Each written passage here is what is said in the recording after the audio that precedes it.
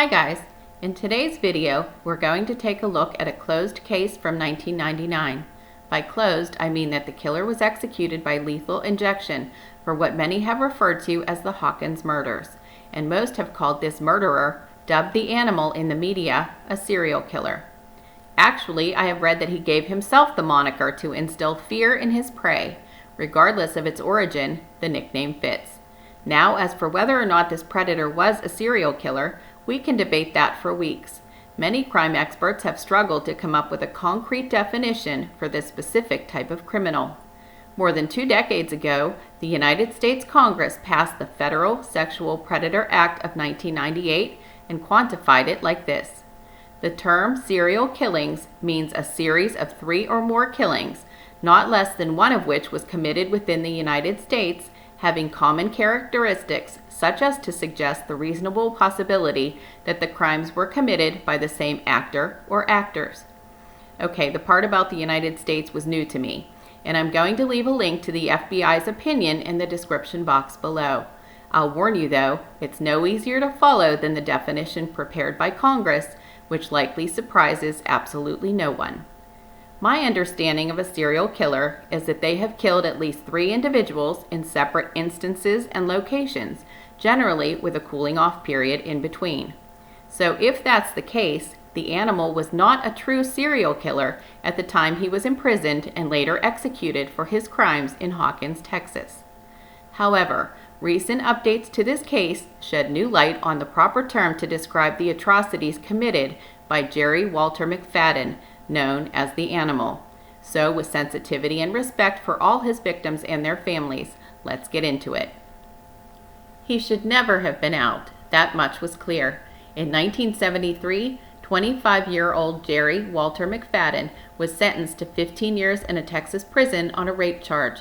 Texas prisons at that time were overcrowded, and inmates who stayed out of trouble were granted privileges that permitted them to leave their cells on a day or weekend pass. McFadden somehow managed to demonstrate good behavior and occasionally earned a get-out-of-jail-free card. He was paroled in December 1979, having served less than 6 years of his original sentence. He later served time for robbery and was convicted of a double rape. He ultimately served less than 5 years in prison on those charges and promptly reoffended, adding another rape charge to his lengthy rap sheet. Again, he served just 5 years for that sexual assault and was reportedly released, again due to prison overcrowding. Even so, why hardline Texas would continue to release this dangerous serial rapist is a mystery.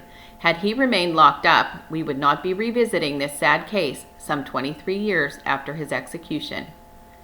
On May 4, 1986, a trio of friends in East Texas set off for a day of fun at Hawkins Lake. The park setting was also known to locals as The Point. Hawkins, Texas is a small town located about 20 miles north of Tyler. Located in Wood County, it earned the title Pancake Capital of Texas in 1995, but is mostly known for its oil wells. Oil is big business in Wood County, and the city of Hawkins regularly hosted hundreds of transient workers looking to make some money in the booming oil industry. 18-year-old Suzanne Harrison and her BFF Gina Turner, age 20, thought they might get a good start on their tans that day. The girls were like sisters, sharing clothes as well as their dreams for what should have been very bright futures. But they didn't take their beach towels or Coppertone. The draw for them was hanging out with their friend, Brian Boone. The 19-year-old lived near the lake with his uncle. The group of platonic friends set off for the Point in the morning and promised their families they'd be home by 10 p.m. curfew. They didn't make it. As Sunday night crawled into Monday morning, the families of Suzanne, Gina, and Brian became concerned, then panicked. All 3 were good kids, popular and well known in the close-knit community. It wasn't like them to be late coming home. Suzanne was a bright student and cheerleader, described as everybody's little sister, despite being an only child. Gina was a beauty, named Miss Hawkins High School. She had also been valedictorian of her senior class. Brian was a tough defensive player on the football team. According to his best friend Mitchell Stevenson, Brian was also funny and a loyal friend. Back then, there were no cell phones. If you said you'd be home by 10, you were home by 10. In short order, searches for the trio were underway. On Monday morning, Gina's dad set off on horseback looking for his daughter. Then Brian's older brother, Kendall, located Brian's truck near the lake. Inside were the girls' purses, but there were no signs of Brian or his friends. Sadly, the search for one of the missing girls ended around 12:45 that afternoon in a remote location known as Barnwell Mountain. A road worker stumbled upon the body of a young woman lying dead in a ditch. The pulsar watch on her wrist identified the girl as Suzanne Harrison. She had been beaten and strangled with her panties, and the homicide appeared to be sexually motivated. The town of Hawkins mourned for Suzanne and grieved together at her funeral, which was held in the high school auditorium. It was the only site large enough to accommodate all the mourners who wanted to pay their respects to the town's favorite little sister. But there were no leads on the whereabouts of Gina and Brian. Now, those of us who follow true crime are likely thinking the pair must have had something to do with Suzanne's brutal death. Maybe they were on the run, but this was a different time and a different place. Most of the residents, along with the investigators, knew this trio well and considered them to be among Hawkins' best and brightest. The community rallied together in prayer, earnestly hoping Gina and Brian would be recovered unharmed. Former Wood County Sheriff's Deputy and retired Constable David Barber dedicated close to 40 years to law enforcement. He explained, quote, "Before that happened, you never locked your doors. You left your car keys in the car and your shotgun in the window. At that time, we'd never had anything like that happen here." Sadly, just 5 days after the discovery of Suzanne Harrison's remains, the lifeless bodies of Gina Turner and Brian Boone were discovered in Ore City, Texas. Both had been shot to death with a .38 caliber pistol. Cut to Hawkins Lake, May 4th, 1986. A young couple, then dating but later married, were parked by the lake. Before they could react, a wild-looking man in a light blue Ford Bronco confronted them at the passenger window. He was pointing a .38 caliber pistol at the face of young Denise and her boyfriend Cliff. Denise was a Texas girl. She knew about guns and made a silent mental note of the weapon as a .38. She was certain she was going to die at the hands of the man we now know to have been Jerry the Animal McFadden. He ordered Cliff from the car at gunpoint and demanded money. Cliff insisted they had no money, at which time McFadden announced that he was taking Denise instead. Cliff struggled to remain calm. Thinking on his feet, he popped the trunk and offered McFadden a couple of beers. The stranger seemed surprised by the gesture and relaxed a little. Then Cliff stated that Denise was late for curfew and her dad would be out looking for them. He got into the car and slowly drove away. He ordered Denise to write down the license plate, stating, quote, "That guy's gonna kill somebody tonight." His quick thinking saved their lives, but sadly, the night wasn't over.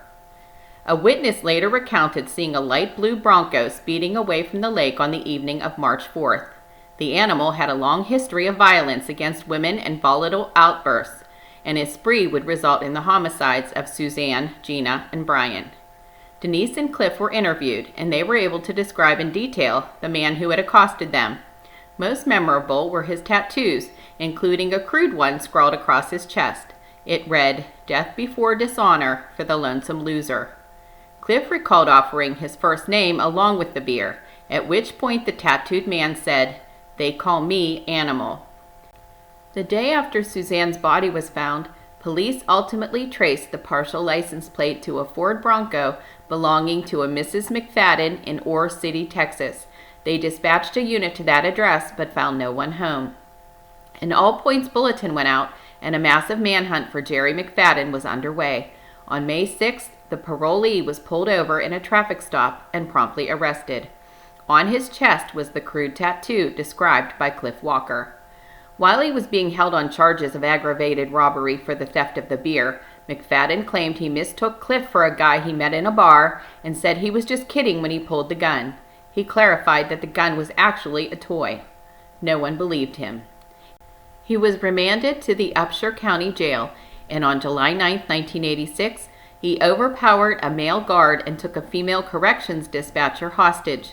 2 days later, following the largest manhunt in Texas history, Rosalie Williams, McFadden's 24-year-old hostage, escaped from a hot railroad car parked on the tracks. She ran for several miles, collapsing inside the home of a resident who had been watching the story unfold on the news. McFadden was ultimately captured and rearrested.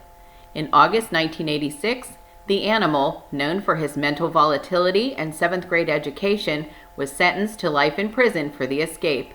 The following July, he was sentenced to death for the rape and murder of Suzanne Harrison and the murders of Gina Turner and Brian Boone. Under the tearful, resolute eyes of Suzanne Harrison's family, McFadden was executed by lethal injection on October 14, 1999. It took 8 minutes to put him down. He was 51 years old and uttered no final words. But that's not the end of the story. In January 2019, McFadden's DNA was linked to the July 1979 rape and murder of a 20-year-old woman in Oregon. Marie Hlavka was discovered dead in her apartment by her sister. She had been the victim of a sexual assault and was strangled with the electrical cord from her clock radio. Using the same technology they'd used to identify and capture the Golden State Killer, Parabon Nanolabs conducted genealogical tracing of decades-old DNA and traced the evidence back to Jerry McFadden. Chief genetic genealogist C.C. Moore led a team of scientists in examining the DNA and identified Jerry the Animal McFadden as the source of the evidence. In addition to genetic testing, Moore and her dedicated team at Parabon also conduct facial and skull reconstruction based on DNA to aid law enforcement in solving crimes. Moore explained, "They would never have solved this crime without genetic genealogy. They had absolutely no reason to tie him to the crime. How would they have guessed a Texas killer was in the Pacific Northwest?" Investigators in Portland described their crime scene DNA as a genetic witness and took a chance on Parabon and the public genealogy website GEDmatch in trying to finally solve their cold case. They had conducted countless tests over the years with no success, but this time they were hopeful. GEDmatch had been successful in identifying several high-profile killers in the past several years, most notably Joseph DeAngelo, dubbed the Golden State Killer. GEDmatch is a website where individuals can upload samples of their DNA, which are then examined and used to build a type of family tree. In the Hlavka case, investigators located a third cousin and built the tree back to second great-grandparents. Then they essentially branched forward in an effort to track descendants of all those ancestors.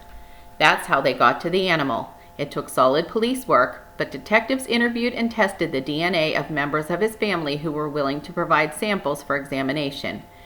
Investigators then learned that McFadden had in fact visited Portland, Oregon in July 1979. So while the families of McFadden's victims finally have some sense of closure that their loved one's killer is gone, the debate over whether he was a serial killer rages on. I say he can at last be classified as a serial killer based on the fact that Suzanne Harrison was killed in the area known as Barnwell Mountain. Her friends, Gina Turner and Brian Boone, were shot sometime later in Ore City, and Marie Hlavka was killed in Portland a number of years before. What do you think? Please let me know your thoughts in the comments below. As always, I thank you for watching. If you enjoyed this video, I hope you will also subscribe to my channel to learn about more compelling cases. Until next time, have a great day. Scary Clarey out.